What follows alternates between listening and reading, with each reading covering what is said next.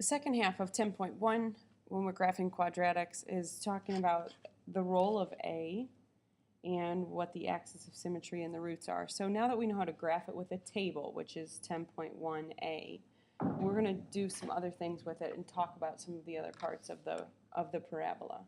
So if you had the following points graphed in a parabola, could you find two other points in the graph without doing any calculations? Depends on what you know. You have to be careful here. Now I circled this one in a funky way because that's the vertex. Now if you know that is the vertex, could you find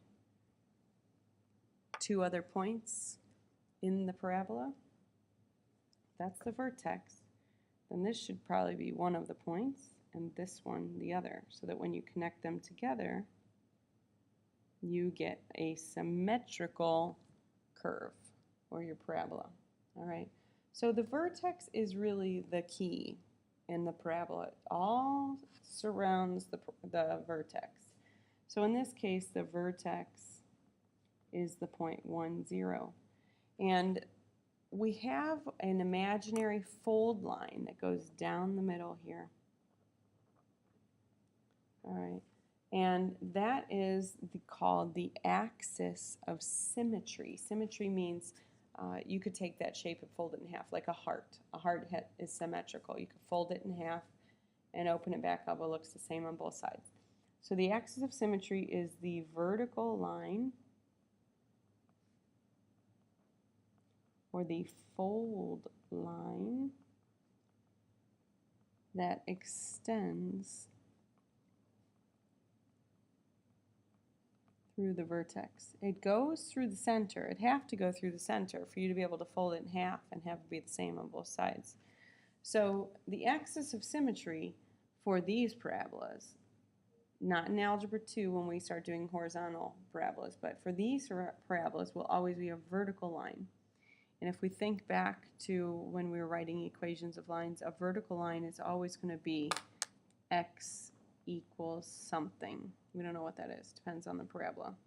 So in this case, we're talking about a vertical line. So the axis of symmetry would be x equals something. And what is the x value at that point that it goes through? You can count it over. Or it's going to be the same as the x value in the vertex every single time because it goes through the vertex. So x equals 1. So the axis of symmetry is not 1. It's an equation of a line, so it has to be x equals 1. So example 1, we want to find the axis of symmetry for this equation. Now since the axis of symmetry shares the exact same x value as the vertex, then we can use the exact same formula we used for the vertex yesterday. So we did the vertex in the previous lesson.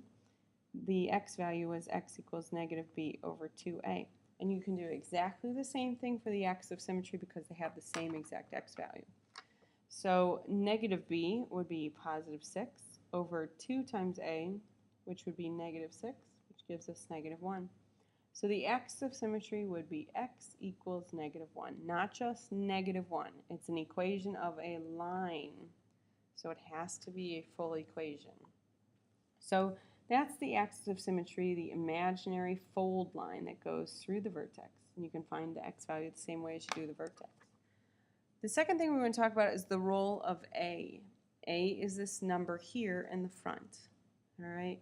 And if we go back to your notes from yesterday, let's look at some of those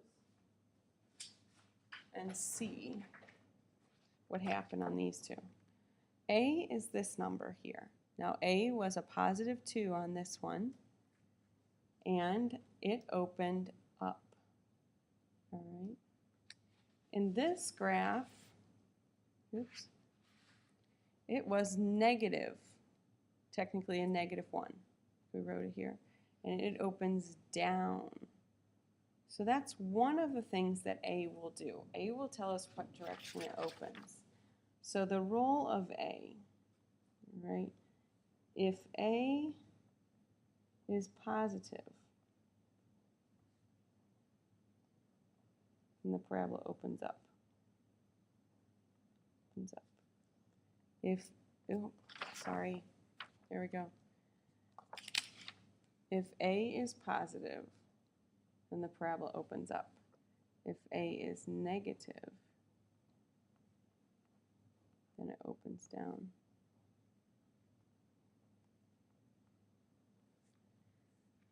All right, the other thing, so if A is positive, A is greater than 0. That's another way that they could write it. Or if A is negative, A is less than 0.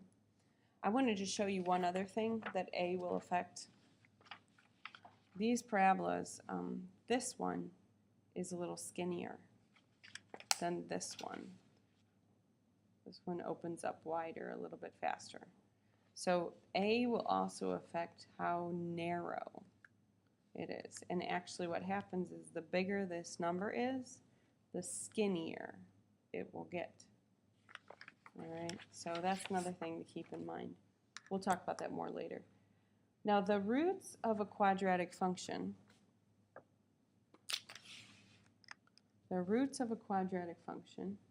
are a couple things. They are the solutions to the quadratic function or the quadratic equation. Okay, they are the solutions. They are also the x-intercepts, or where it crosses the x-axis.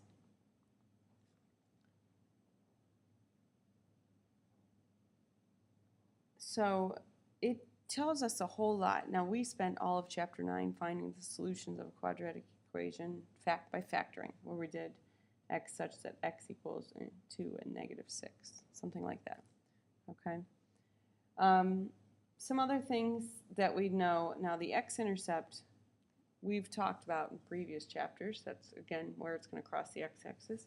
The y-intercept then is the place where it crosses, the point where the parabola crosses the y-axis.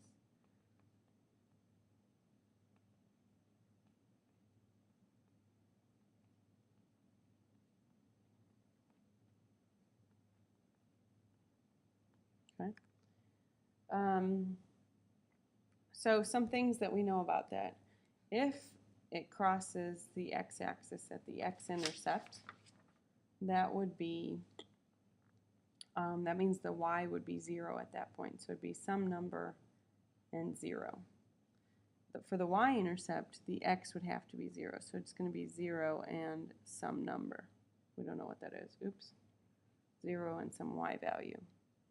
And this is going to be the x value and 0. So when if it's the y-intercept, you're finding where x equals 0. If it's the x-intercept, you're finding where y equals 0. Okay. All right, so we're going to go through something called communicating what we know about a particular function. We'll do one of these together, and then in class, you'll each have one that you have to do. So in the verbal description, there's going to be 4 parts here. So the verbal description, the table of values, the graph, and then we're going to talk about some of its characteristics. So for the verbal description, we're going to include 4 things. We're going to identify A, B, and C. We're going to find the vertex. We're going to identify the axis of symmetry and tell which way it opens. Okay, so some of these are some quick things. So if we're looking at our equation here, y equals x squared plus 6x plus 8. And we identify our A, B, and C. Make it a little smaller. A is going to be 1 because there's nothing there. B is 6, and C is 8. The vertex, remember, is negative b over 2a. So that's going to be negative 6 over 2, which is negative 3. That's only the x value in the vertex, though, so we need to find the other half of it. All right. So to find the other half, it's just like what we did over here for the table of values. We just plug in x equals negative 3 into the equation. So we've got negative 3 squared is 9. 6 times negative 3 is negative 18. And plus 8. So 9 minus 18 plus 8 is going to give us negative 1. So the other half of that vertex is negative 1. We just plug it in, just like we do every other x value to find the other half. The axis of symmetry, remember, is the fold line that goes through the vertex. And it's a vertical line, so it's always going to be x equals. And then you steal the x value from the vertex, so it's x equals -3. And which direction does it open? We look at the A again. Since A is +1, then this will open up. So some quick things that we know about that parabola. The next thing we're going to do is finish our table of values. So we got -2 and -1, -4 and -5. And we're going to start plugging in these values. So -1 squared is 1, -2 squared is 4. I'm looking at this equation right here. -4 squared is 16, -5 squared is 25. Plus, but in this case it's 6 times -1, so let me change that to -6. 6 times -2 would be -12. 6 times -4 would be -24. And 6 times -5 would be -30. And then that +8 at the end is the same in every single one. Oops. We start doing the math here. 1 minus 6 is -5, plus 8 gives us 3. 4 minus 12 is -8, plus 8 is 0. 16 minus 24 plus 8 would give us 0. 25 minus 30 is -5, plus 8 would give us +3. So we see the pattern, so we're on the right track. Now the third part is to graph it. -1, 1, 2, 3, -2, 0, -3, -1, -4, 0, and -5, 3. Make sure it's rounded. And then what we're going to do is identify the vertex, -3, 1, -3, -1. And we're going to draw the axis of symmetry in here too, and label it x equals -3. All right, so then finally some characteristics. We know the vertex, -3, -1. The y-intercept is where it crosses the y-axis. Now this one gives us some trouble because it hasn't crossed the y-axis just yet. So let's wait on that one for a second. The x-intercept is where it's crossing the x-axis. So at what point is it crossing the x-axis? -2, 0, and -4, 0. So here's where it's crossing the x-axis. And we write those as coordinate points. Does this have a maximum or a minimum? It has a minimum because it's a value, or a valley, I'm sorry. And then the roots of the zeros are just the x-intercepts written in, we're going to write them in set notation, x such that x equals -2 and -4, like when we solved quadratics in the previous chapter. So the last thing left is the x-intercept. So remember that, the y-intercept. For the x-intercepts, y is equal to 0. For the y-intercept, x is going to be equal to 0. So even if the y-intercept's not on the graph, you can find the y-intercept because it's just where x equals 0.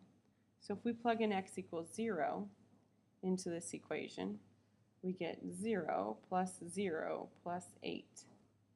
So 0, 8. And if we were to continue this graph, so here's 0, 8. 0 plus 0 plus 8. And if I plotted it 1, 2, 3, 4, 5, 6, 7, 8, it does look like eventually it will cross that. So here's the rule of thumb. It's always the C value. So if the C value is 8, which comes from here, that is always going to be the y-intercept because you're plugging in 0 for x. So this is always going to be 0, 0, which leaves only the C behind. Be prepared to do this in a group in class.